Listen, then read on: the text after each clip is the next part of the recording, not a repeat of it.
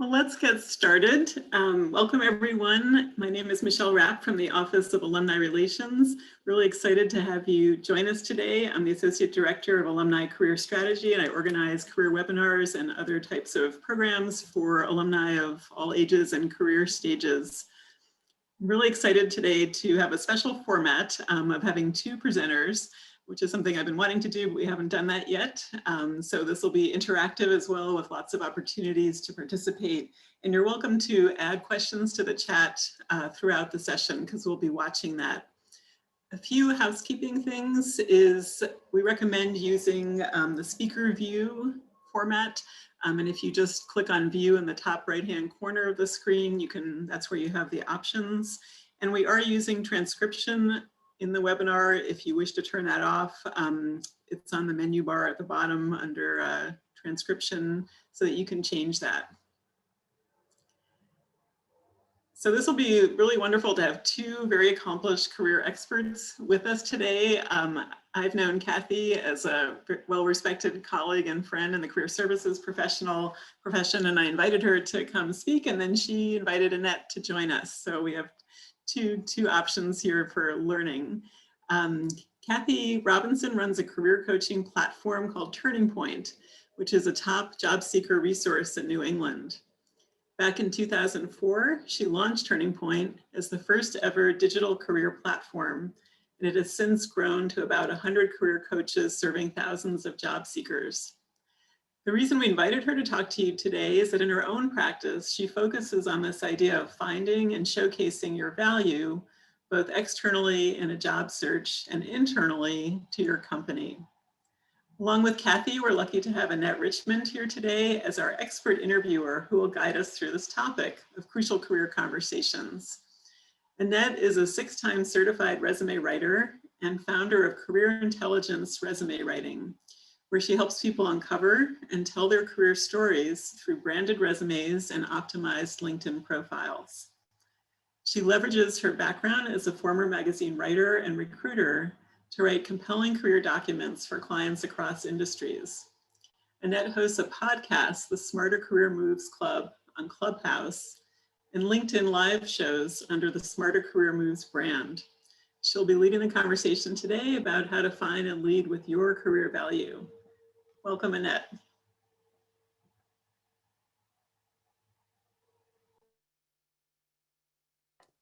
Thank you so much, Michelle. It's really a pleasure for me to be here. Before we get started, we are going to have two quick polls so that it will help us learn a little bit more about you and where you are currently.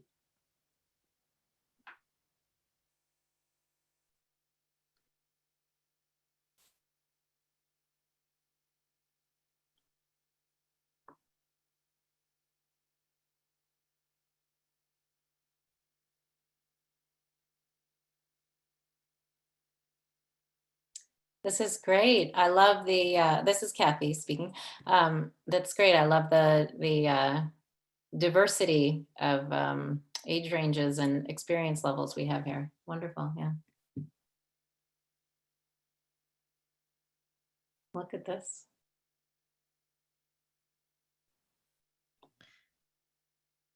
And our next poll, how well do you think you articulate your value in job interviews?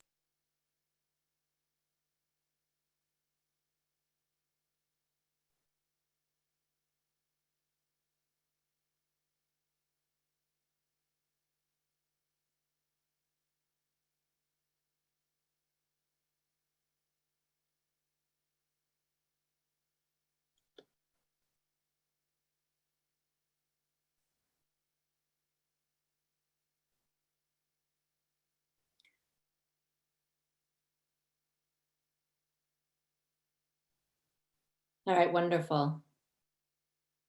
It's so helpful to see that some people are saying that they know what they're good at. That's half the battle. And part of what we're here to talk about is how to go ahead and share it in crucial career conversations.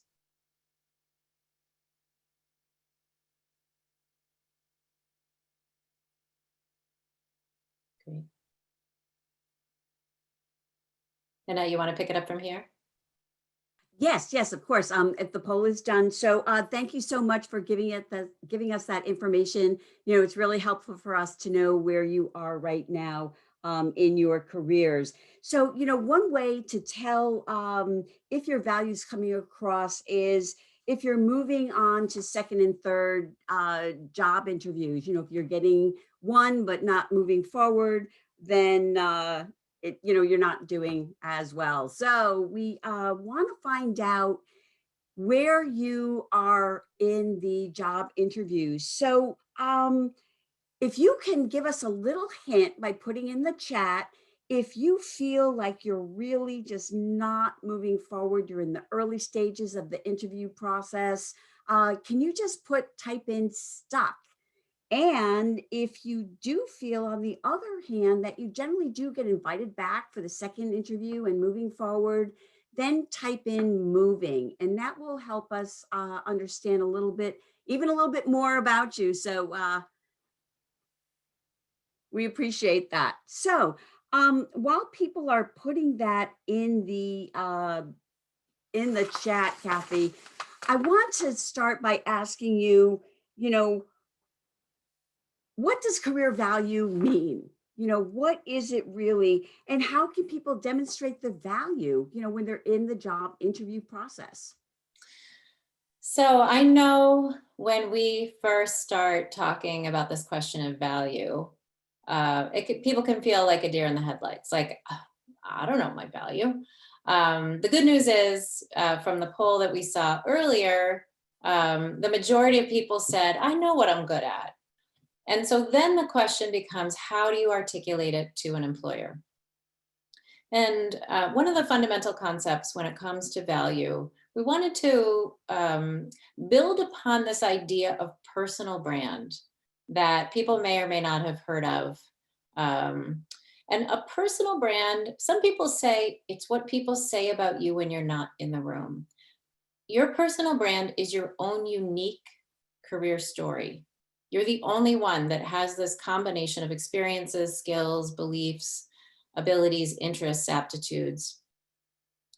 And so, for example, let's say that you are in marketing and you had an internship at the Red Sox, and you happen to have an expertise in HubSpot, the HubSpot platform, and your interest is in fintech. So that's your personal brand. But then comes the question of how do you actually leverage that personal brand to create value? And value isn't yours to define in an interview setting. It's yours to define before the interview and in networking, but in an interview setting, it's in the eye of the beholder. So really what the value conversation is getting to the point that an employer trusts that you're going to deliver return on their investment. For whatever it is that they pay you, they feel confident that if they hire you, you're going to deliver more than they're paying you in multiples, hopefully. So Annette, I know, this question comes up a lot of trying to figure out value and articulate value and uncover it. I know you do a lot of the work with people finding their career value in the resume and LinkedIn creation stage. So what do you see? Like, what are the questions that you use to help people hone in on this idea of finding it? And then later we'll talk about articulating it. You know, you're so right, Kathy. You know, when employers are interviewing candidates, when they're looking at their resumes or in the job interviews, they're thinking about, you know, kind of what's in it for them. You know, what are you bringing to them that's going to, you know, add value to the company? What kind of an impact are you going to be able to make? And, you know, as in with the job interview, the resume is the same thing. The things that you've done in the past are a good indicator of what you are going to be able to do in the future. And, you know, when I'm talking to my clients, we use a very simple formula that I use, many resume writers use. It's the CAR or CAR formula. You know, it's the challenge, action, and results. And by using that very simple formula, it can help you, you know, put together the career stories. And what's so important about that is people in similar jobs are doing similar things. So if you're the marketing manager at one company, you're doing the same thing as a marketing manager at another company. And what sets you apart are these achievement stories, that recruiters and employers really want to do. And so when I work with my clients, we try to uncover themes, patterns of achievements and wins that they can talk about on their resume and also in their job interviews. So, of course, beyond professional experience, I ask people things like, what are you good at and what makes you so good about, what you do? And, what do you have a reputation for, which gets back to that whole idea of your personal brand. What do other people think about you? And I'll just give you a couple of things when you're thinking about that whole challenge, action, and results. A challenge, it might be something that you were hired to fix. Maybe, customers were unhappy or the staff was unhappy, or it might be something that you uncover while you're there. Like, processes are really running slowly.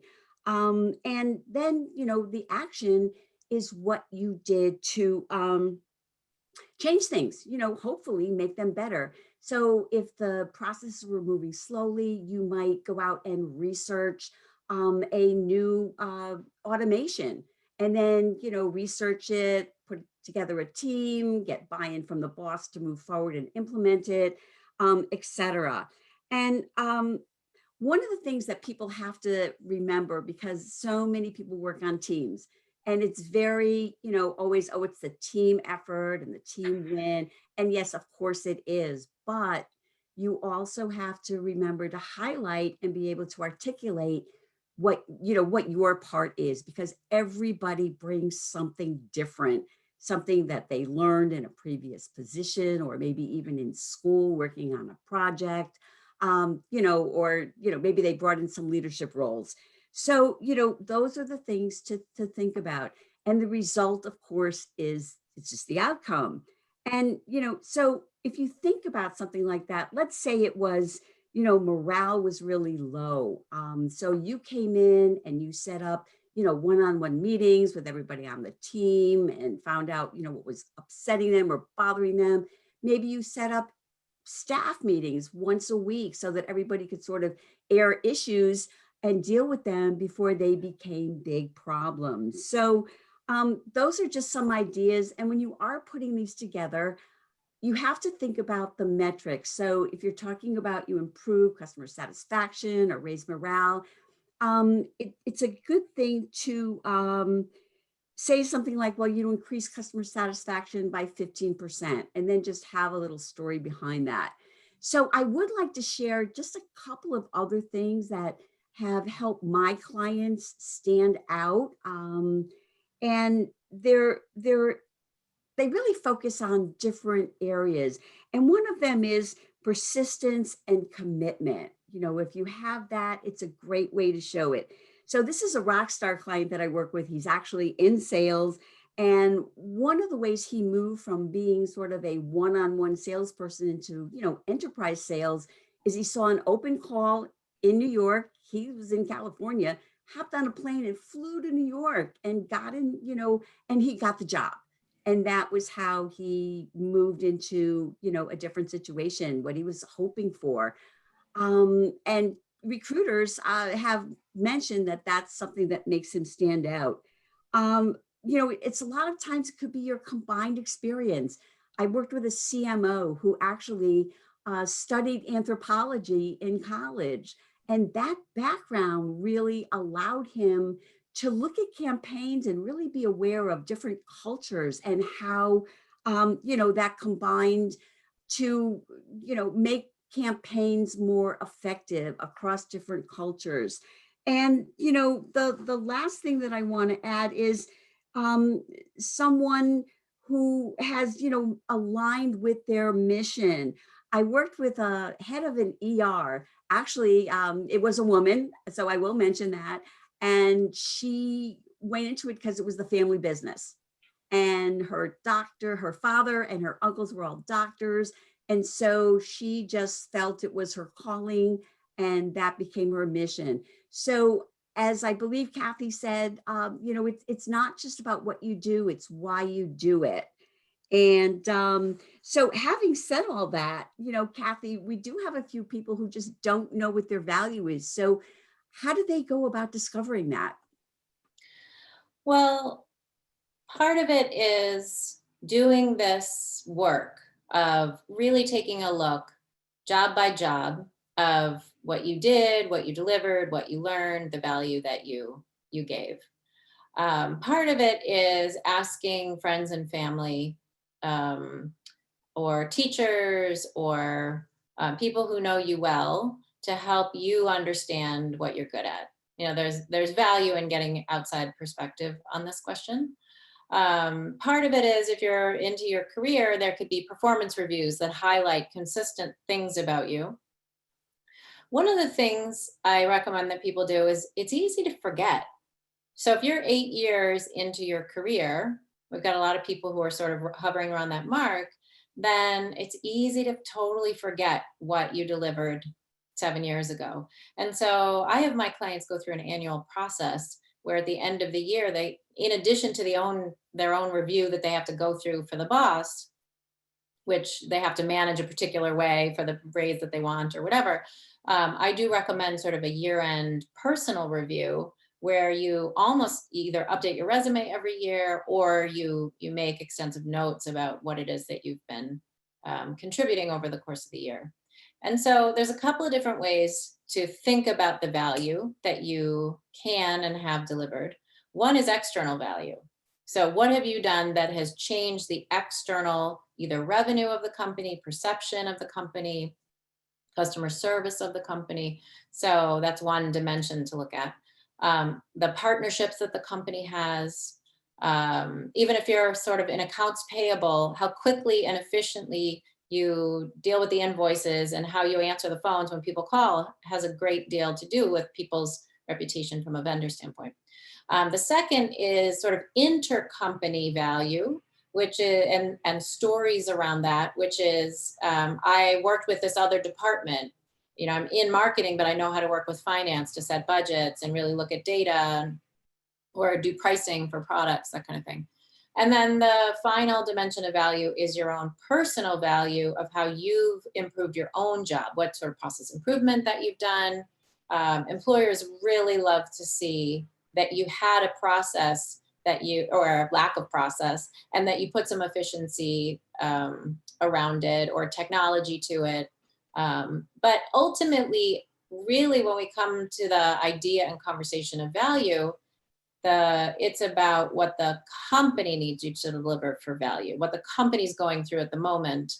And you have to match your own value to what the company needs. Yeah, those are wonderful examples. So how do you figure out what the company values?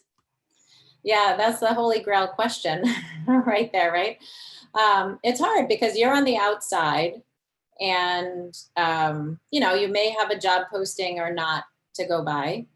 But there are a bunch of breadcrumbs that companies leave that you can follow to build a picture of what the company values. I have people, it just happened to me this morning, actually, where I have a top executive who's used to giving presentations, used to having big conversations, who has a big interview tomorrow. And I said to her, how are you going to prepare? How are you feeling about it? And she said, oh, I've looked at the company's website. I have a general sense of what they do, so I think I'm good. And so I started to ask her questions to poke at that a little bit. Okay, so what are they up against in the marketplace? Who are their competitors?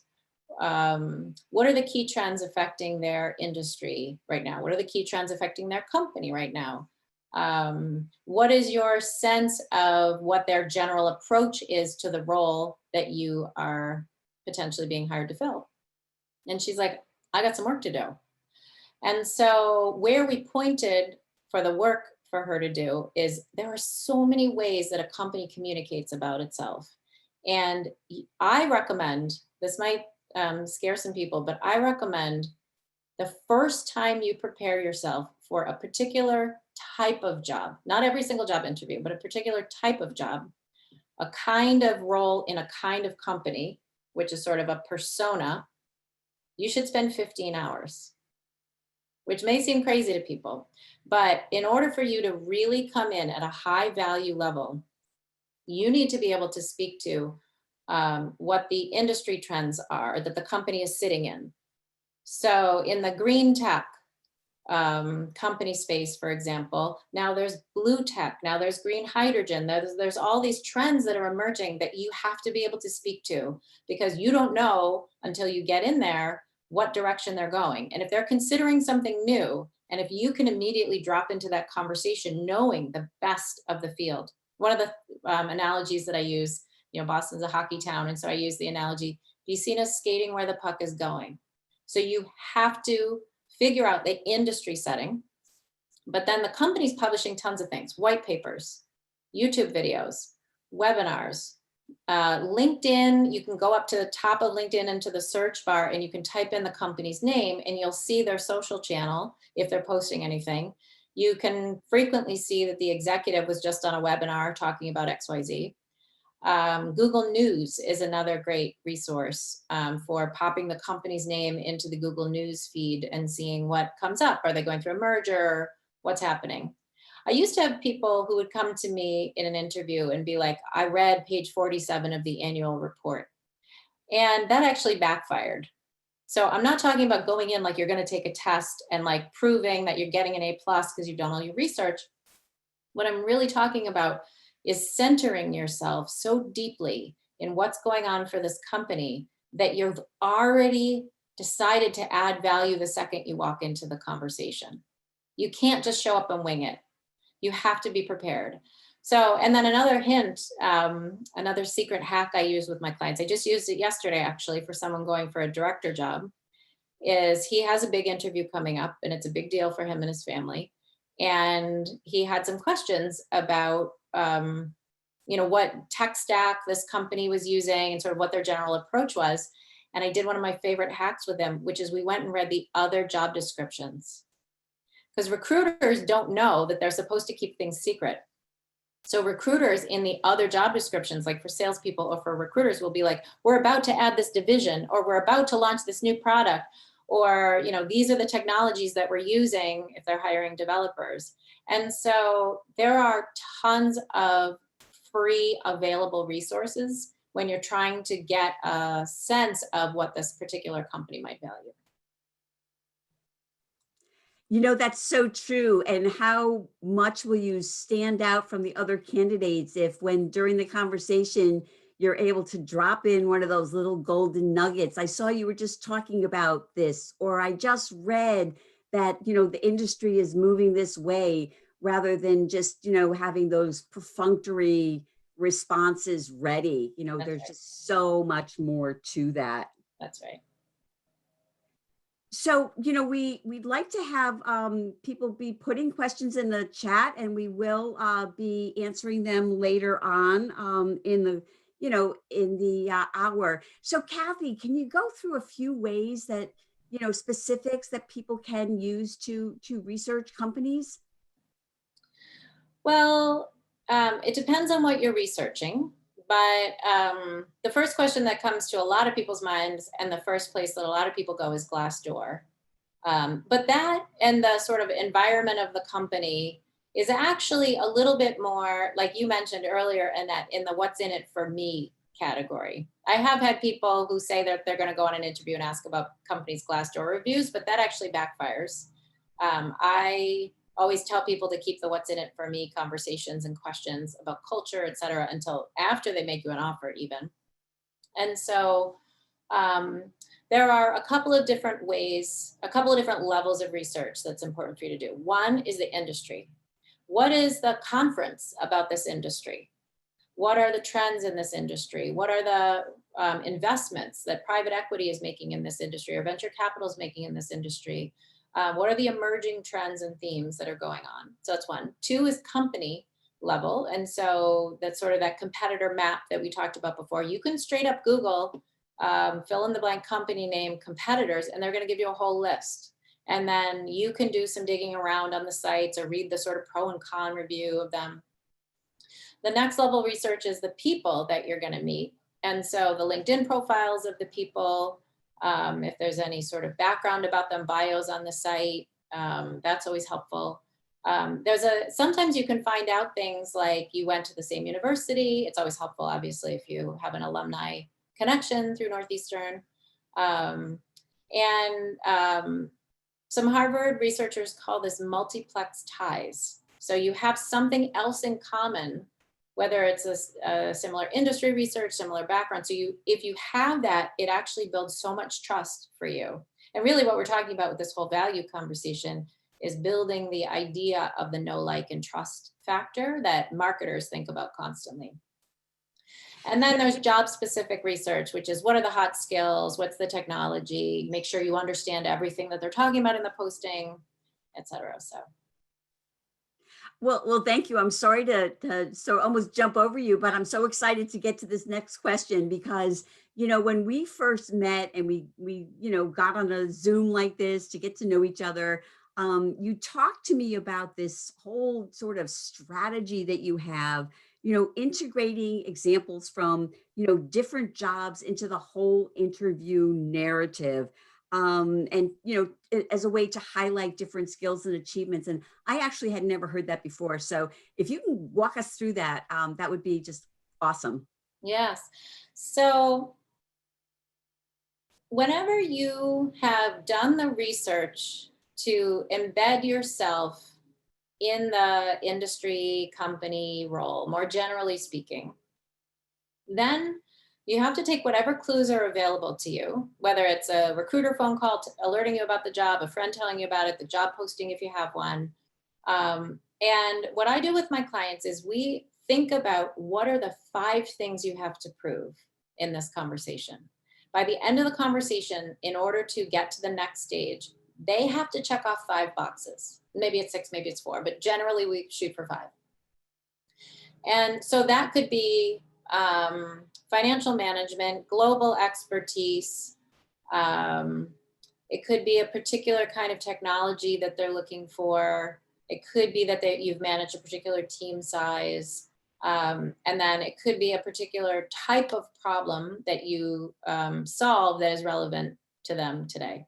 And like Annette, I go through lots of career stories with people and I try to help them figure out, even if they worked years ago at a company, the first question I always ask is, what was that company going through at the time that's relevant to 2021? So they needed to re-platform. They had hot competition coming up behind them. They were launching a new product, et cetera. So you need to tell your career story, not like way back when I worked on X, but think about it as if it's all fair game for conversation. And so each of these 5 things that you figured out about the company or this role or this interview that you want to really make sure you get across. The analogy that I had shared with Annette that I tell my clients is like, think of your career as a play and each a screenplay and each or a stage play and each of the jobs that you've held, internship or regular job, depending on where you are in your career arc, are acts in that play.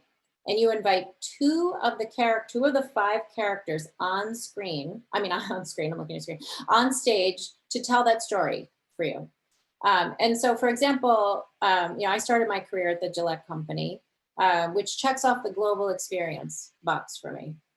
And so when I get to that part of the, so tell me about yourself question or walk me through your background question, I need to make sure that I check off the global experience box. And so I invite 2 characters on stage, which is like world-class HR and global experience. And then I go to the next job, which is technology, startup experience, and I check that off. And so on and so forth. And you have to be really intentional about what you're sharing. Because like Annette said earlier, she mentioned this quickly. If you were interviewing on skills, one skill to skill, marketing manager to marketing manager, you've lost the interview. If you're older in your career, if you're interviewing on skills and they can get the skills for cheaper, they're gonna go with a younger candidate. I've had plenty of times when, candidates of all age ranges have gotten into jobs they didn't think that they were gonna get or got surprised that like, wait, age discrimination didn't matter because they were able to have this conversation about value and not hang out at the level of skills. You know, I love that. So I know that you also have an interview model for sort of keeping your value high and keeping the conversation sort of elevated with the interviewer. So can you give us some, you know, a little, I don't know, a little bit of that? Yes, yeah. I actually have two that I use with people, and I run people through these drills constantly. So the first model is, so it's, you've done all this work to figure out what is your brand, what are your stories, what is your value, how are you going to lead them through the brick by brick building of your career story that keeps your value high. But then now we're getting into the meat of how you actually have the conversation with the employer, and the how matters a lot. And so speaking of how, one of the models that I use constantly with my clients is why, what, and never how. So the why, what, and never how model is every single time the interviewer asks you a question, you stop and think first, why are they asking me the question? What are they really getting at here? And solve the equation for like, which of the 5 things are they looking for? Is it team leadership? Is it global experience? So you pause for a second. And then the why that you answer is the first thing that always comes out of your mouth is, well, here's what we were trying to do at the time. We needed to re-platform. We had 23 different technology products and we needed to combine them into one. Or we noticed that a competitor had launched a very similar product to ours. And so what we really needed to do was build a whole new go-to-market strategy. So you always coming up to the highest level of what you were trying to do. And here's why, because that's most likely to match what they're up against right now too. So the why you were doing it, and then you go to the what. And the what, most people, when they first answer questions, they go straight down into the detail, and I'll get there in a second. But the what is a level of a framework, a repeatable model that this employer could also use to solve this problem. So it's not company specific. And so when we were going through re-platforming and taking 23 solutions and turning it into one, here's what we had to think about. We had to align the new solution to the market. We needed to make sure that the environment that we were putting it into had the same API integrations in general. We needed to make sure that it was reliable and repeatable. And so here's where people get stuck. They often go way down in the weeds of, so we had a release cycle on a Wednesday, or I built an Excel spreadsheet with 53 rows to track whatever. And people think that that level of data is reassuring to the employer, but actually it backfires on you, because in fact, that level of data is way too likely to be apples to oranges. They may not do it that way. They may not use that tool. And you're dragging your value down, because if you can do a spreadsheet with 53 rows, like so can somebody else, so can the intern. So really what we're talking about is like this why, what, and how is keep it up, keep it high. They'll ask you for the how if they really care. So that's model one, why, what, and never how. Rarely how unless they ask, I guess I should say. And then the second model that I use with people is a model that I actually have people follow both on job interviews and then also internally to their company, whether it's a conversation with your boss to get promoted, whether it's just thinking about this more generally speaking. And there are 4 parts to this. Part 1 is value. We're having a whole chat about value right now, but you need to let people know what value you have brought or can bring. They're not going to guess it out of page 42 of a document that you're creating. They're not going to guess it out of page 2 of your resume. You have to let people know. You don't need to boast, but you need to let people know. So 1 is value. Connected to that is values. So whenever I'm going through interview prep with people, there's something that's so reassuring to employers when you talk about integrity, transparency, authenticity, trust, repeatability. There's something so reassuring, I promise you. And so to the extent you can use those words up at the why level, we needed to reassure our clients that we were the trusted provider. Whenever you can embed those words, great. The next one is data. Data is also super reassuring. So metrics you were tracking, like Annette was saying, right? You have to be able to speak to metrics. And if you don't have metrics that are true for your job, you haven't been able to figure that out yet or get your head around it, or it's not available to you, then speak to metrics that are from the industry. What is the common, if you're a recruiter, what is the common turnover rate? Or if you're closing the books, what is the general number of days it takes people to close out cycles? Data will reassure them.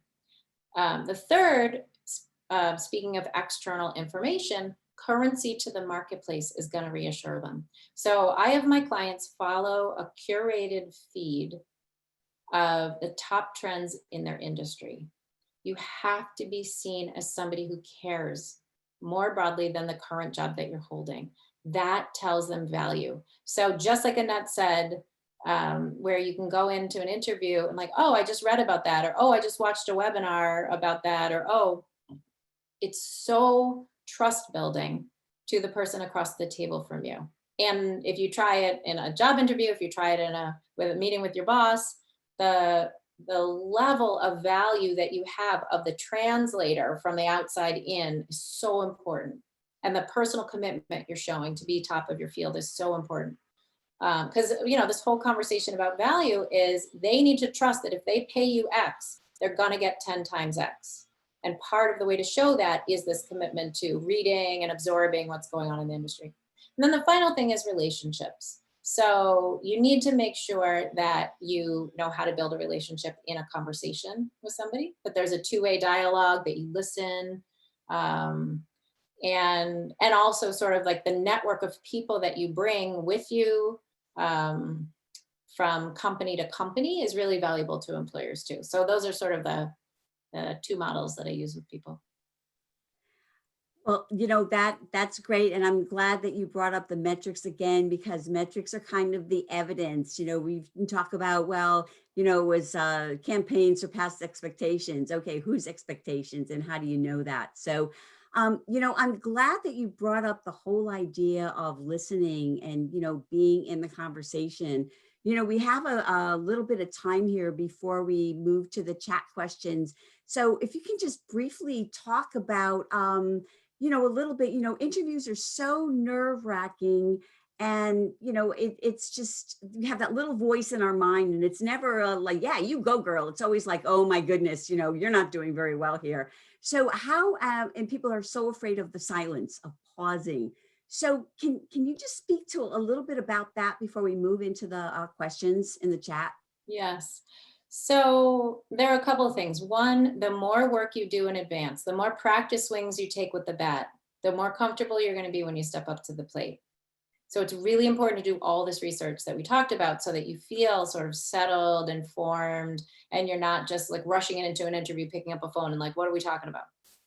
But then in the interview itself, I was telling Annette and Michelle that I did something scary recently, and I started to take up improv.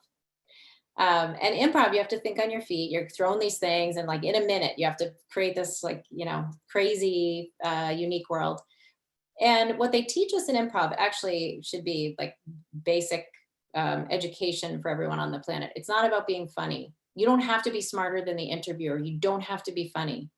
What you do have to do, the rules that we follow in improv, is receive, react, respond. You really have to listen to the question.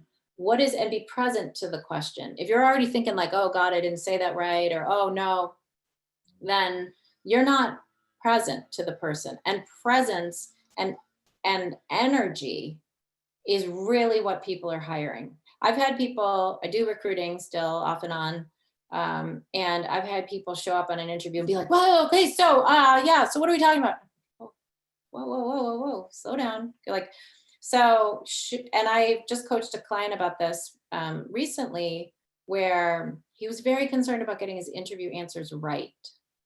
And we had gone through the back and forth, he had worked them out, he had them mapped, this is what I'm gonna say. And then at a certain point, I was like, throw that out the window, you know it now, trust yourself. Now we have to work on your energy. Put your shoulders down, sit back, smile at the person, make eye contact, and really just be there and listen. Receive the question, do the math. What is it that they need to hear from me right now? And then respond. So pauses are good. And actually, I love that you brought up the idea of pause. There was just some recent research out of MIT that says that if you insert a pause in a negotiation, you come to a better outcome. So don't be afraid of silence. Don't be afraid of the time of gathering your thoughts. Silence is sometimes trust building. And if you barrel into an answer, sometimes you sort of miss that step of like, what is it that they're going after? And I've had people be like, does that answer your question? Or like, oh, what was I answering again? So just like, to the extent that you can just sit, relax, respond, that's really the kind of energy that helps people pull you forward and makes them feel like they're going to trust you. Great. I was just looking in the chat and, we have an interesting question. So instead of, my question, I'd just like to read this. And it says, what presentation approach would you take when taking a role out of your industry expertise to gain experience and upscale as a digital marketer in today's COVID environment? That's a big one.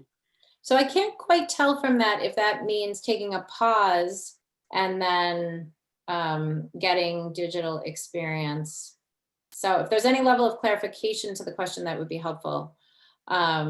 If you can add to that, that would be great. But it just says, when you're taking a role out of your industry, to gain experience, I guess, in a different industry. Yeah, so either way, it speaks to upskilling, adding, and sometimes this idea of I've been doing a certain thing and my brand is in a certain direction and people understand me a certain way. And how do you retrain your network to think about you? Or how do you incorporate this commitment to reskilling, upskilling, shifting people's perspective of you? So the way that I work with my clients on something like this is where you can still, I know this is going to sound like a non-businessy thing to say. Thank you, Christine. I see your clarification. I know this sounds like a non-businessy thing to say, but you can still give all of your experience a hug. Sometimes people are like, oh, if I move into this, I have to not talk about that. I'm going to freak people out. But really what you want to be able to find is what you learned in your past environment, which is highly relevant and actually where the puck is going for the new environment. So if you work in pharma and you're in education and digital is a sort of the example in front of us at the moment. Or like I had a client who was in financial services but wanted to pivot into healthcare. Sometimes people are sort of cross their arms and they're like, if you don't have X experience, it's not going to help you. But really what you want to find out is like, what is it about pharma that actually lends itself to either staying in the education world.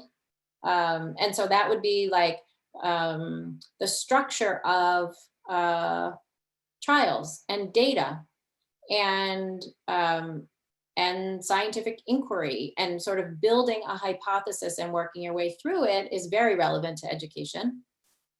So if you wanted to stay in education, you can sort of use your pharma experience and be like, actually, that helped me because of this.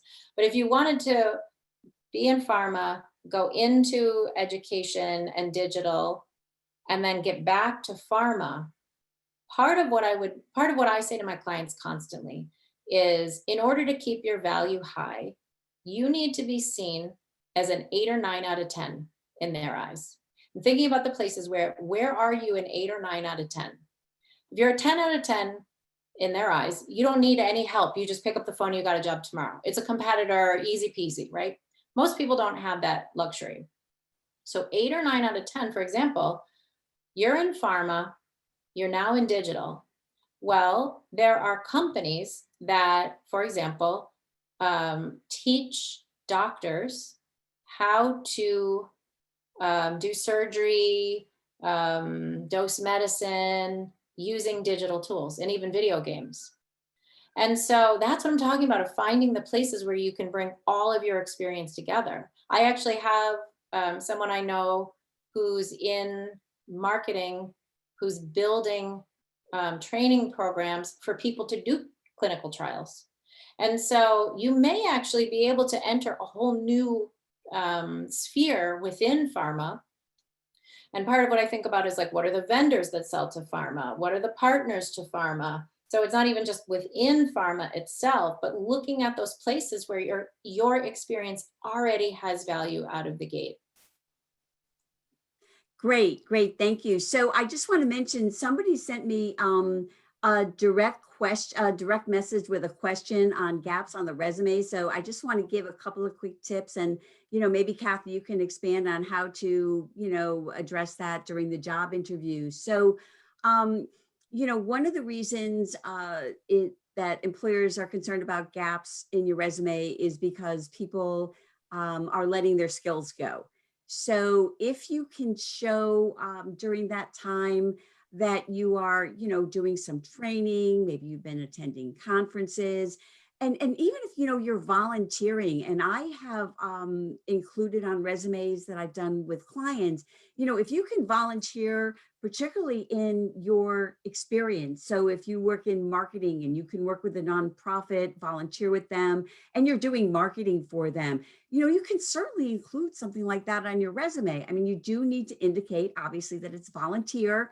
But, if you can show that you've had big wins during your volunteer experience, that can be really, really valuable, because as I've heard some people, smarter than me say, just because you're not paid doesn't mean you're not, in cash, doesn't mean it's not work and it's not valuable.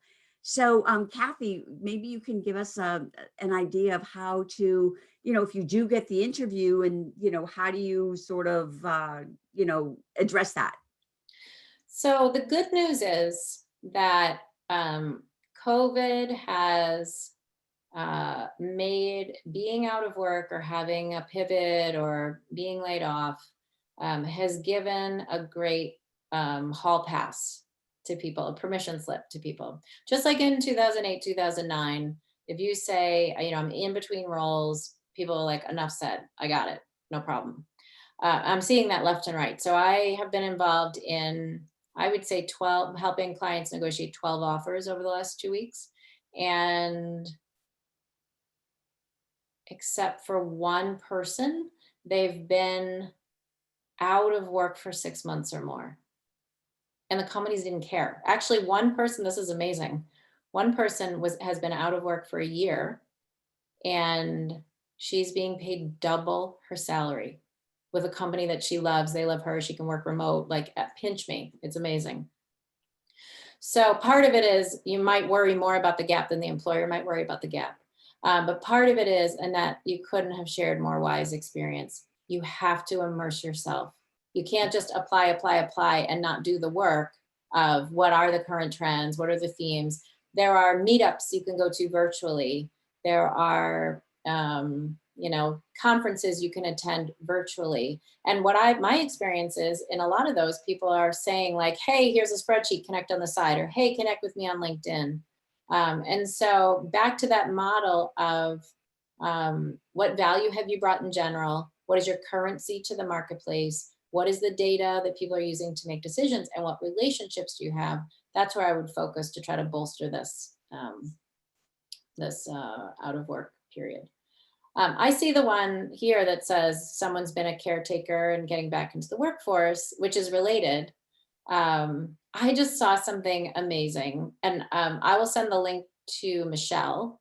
I don't have it, I can't get it quickly, but I'm on a really great Facebook group called Hire Club. It's a coaching company out on the West Coast, HIRECLUB. And people are helping each other all the time with, interview coaching and all sorts of stuff. It's beautiful. It's a beautiful community. And somebody posted in there yesterday or the day before that Facebook, I think, has a program that's only available to people who've been out of the workforce 2 years or more. Data scientists, computer coders.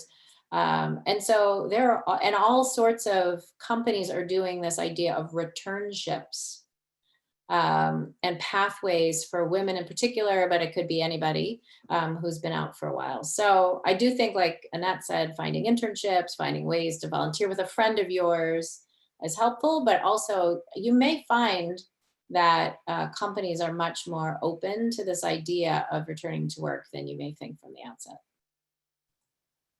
Oh, I agree with you, Kathy. And, I'm so glad that you brought up the idea of networking. There's so many networking groups now that are available online, where you may be able to belong to a networking group out of Philadelphia and you live in, I don't know, Connecticut or New York. And, you're able to really, swap jobs because, if a recruiter contacts me about a job, it might not be right for me, but it might be right for somebody else. And that is a great way to share resources amongst each other. So, I love that you brought that up. So I hope that answered your question, Michelle, about, applying these ideas to your networking. There are meetup groups, there are organizations. Your alumni group is a wonderful organization. So again, I hope that has answered the question. So as we are just about out of time here, before we close,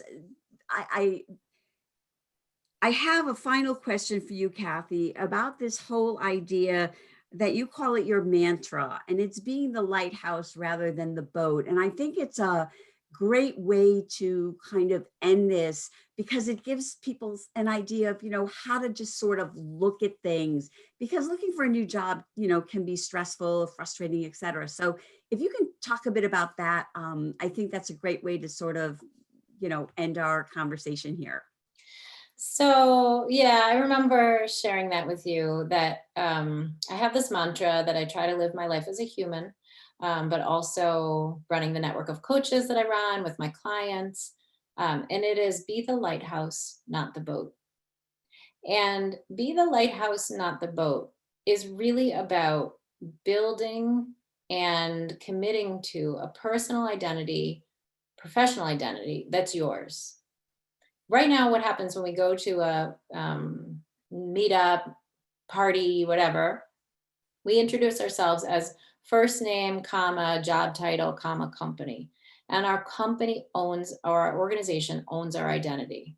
And then when we end up needing to switch jobs, advocate for a promotion, get on a panel for thought leadership, you're left scrambling. And so what I'd love to see people in the future of being a professional, in the future of career services, in the future of interviewing, is about having and honing this lighthouse-like identity. When you think about a lighthouse, it's solid, it's visible, it's predictive. So HBR talks about a brand as being both consistent and predictive.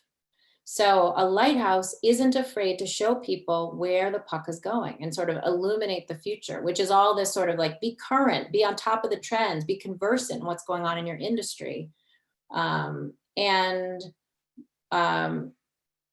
opposed to being the boat, which is like, you're just sort of like going along with the tides and like, one thing happens to you, one thing, it's about taking control, and it's about committing to this idea of value, finding value, communicating value, sharing value for a lifetime. And I can't even tell you the number of times that I've done this with clients. And all of a sudden they're like, whoa, and there's a whole model for, content creation, thought leadership, inside your organization, on job interviews, networking. And every single time I do it with people, they're like, oh my gosh, I got this call. Like one of my clients right now is on a podcast that she's like, it came to me. I'm like, it came to you because you're the lighthouse. Or job interviews that people are like, oh, this person called me out of the blue because they remembered I did a good job and they remembered me talking about X. I'm like, right. So if we can leave you with one thing, it really is about orienting yourself toward this idea of value, of elevating the way that you're talking on interviews in the sort of why, what, never how, and really committing to having your own personal identity, professional identity that is the top of your field, whatever you choose to do. Thank you so much. I think that's the perfect way to end as well. And so I'd like to turn it back over to Michelle. It's been so wonderful. I knew I would not be disappointed in any way. I want to thank Annette for such skillful facilitation, and I felt like I was on a podcast or a radio show. And Kathy, I just really appreciate all that you've said, and just a few words popped out for me. One is super fresh ideas. I really appreciate that about you. You've given us some, not the same old job stuff. There's a lot of depth of wisdom there, and I like some of these metaphors. They just hit your brain so much faster. The other thing that stands out is that this is a very strategic approach, and I know you think very strategically, and I think you helped us to think about the lighthouse metaphor being very strategic, elevating conversations, thinking about the employers, what are they really looking for, getting out of ourselves, and I think those are really so important to job seekers and career builders.